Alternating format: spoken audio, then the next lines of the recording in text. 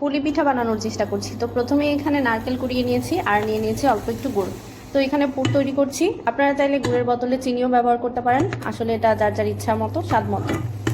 তো চলুন পুর তৈরি করি, তারপর পিঠা তৈরি করব। এই হচ্ছে নারকেল কুড়ের ফাইনাল লুক।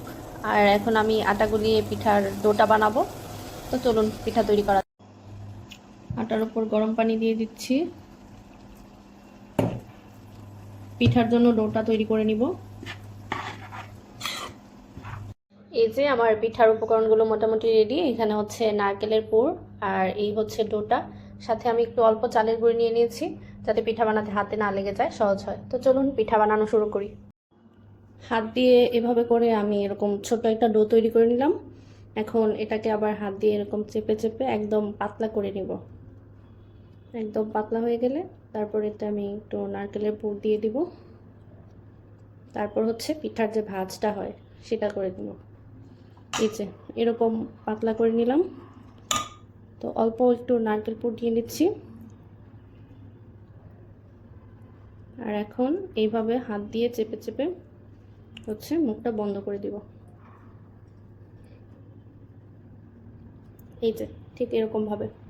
আর এরপর আপনারা চাইলে এভাবে ফুলের মতো যে ডিজাইনটা হয় সেটাও করতে পারেন। আমি ওটা অত ভালো পারি না, তাই করিনি, এরকম ভাবেই রেখে দিচ্ছি।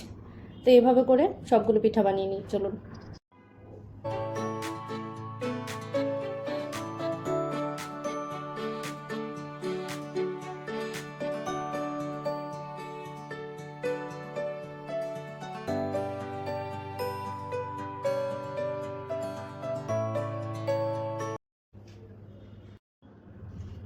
আমি এখন যেরকম হাত দিয়ে চেপে চেপে বানাচ্ছি, আপনারা যদি এটা না করতে পারেন তাহলে চাইলে রুটি রুটি বানিয়ে নিতে পারেন পাতলা করে।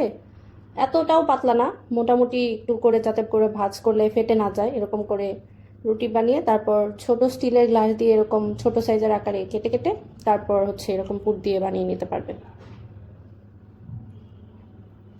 এখন রুটি বানাতে গেলে আমার হচ্ছে অনেক কষ্ট হয়ে যাবে, যেহেতু আমি একা একা পিঠা বানাচ্ছি, তাই আমি এভাবে হাত দিয়ে চেপে চেপেই বানাচ্ছি।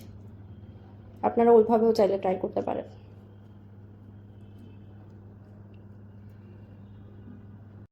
এইমাত্র একটা পিঠা ডিজাইন করেছি, দেখুন। আনারি হাতে ডিজাইন, কেউ আবার হাসাহাসি করবেন না। আপনাদেরকে একটা ডিজাইন করে দেখাই। এই যে মুখটা একদম পাতলা করে নিতে হবে, যাতে করে ডিজাইনটা খুব সুন্দরভাবে ফুটে উঠে দেখা যায়। যদিও বা আমি অতটা পারি না, তবুও ট্রাই করছি। এই যে এরকমভাবে।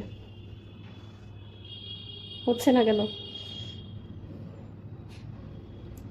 আচ্ছা, একটু চাপ দিতে হবে। এই যে এরকমভাবে অল্প একটু চাপ দিয়ে দিতে হবে, যাতে করে এখানে লেগে থাকে।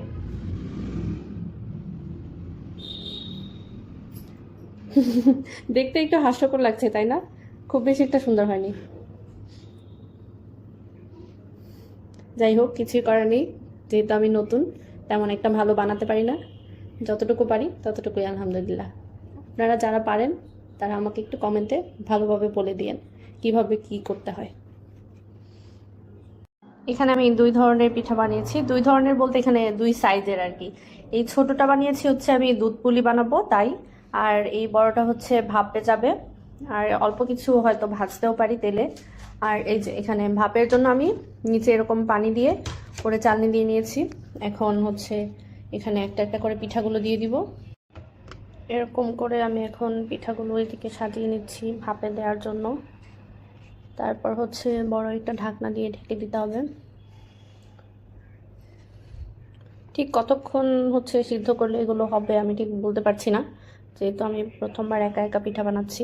আমি হচ্ছে বারবার দেখে অনুমান করে তারপর হচ্ছে চুলাটা বন্ধ করব। এই তো সাজিয়ে নিলাম, এখন হচ্ছে ঢাকনা দিয়ে ঢেকে দেওয়ার পালা।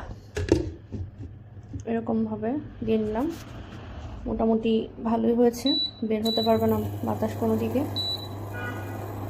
এই তো সিদ্ধ হোক, তারপর আপনাদেরকে দেখাচ্ছি। অলরেডি আমি ভাপে দিয়ে দিয়েছি কিছু পিঠা, আর এগুলো রেখেছি তেলে ভাজবো, আর এগুলো হচ্ছে দুধ পুলি বানাবো। দেখা যাক কোনটা কেমন হয়। দেখা যাক পিঠার কি অবস্থা। ওয়াও, একদম গরম গরম ধোয়া ওঠা, খুব ভালো মতোই সিদ্ধ হয়ে গেছে। এবার হচ্ছে খাওয়ার পালা। দেখা যাক পিঠা কেমন হয়েছে। প্রচুর গরম, আহা ধরা যায় না। ওয়াও, খুবই সুন্দর হয়েছে দেখতে, কিন্তু অনেক গরম, আমি হাতে ধরে রাখতে পারছি না।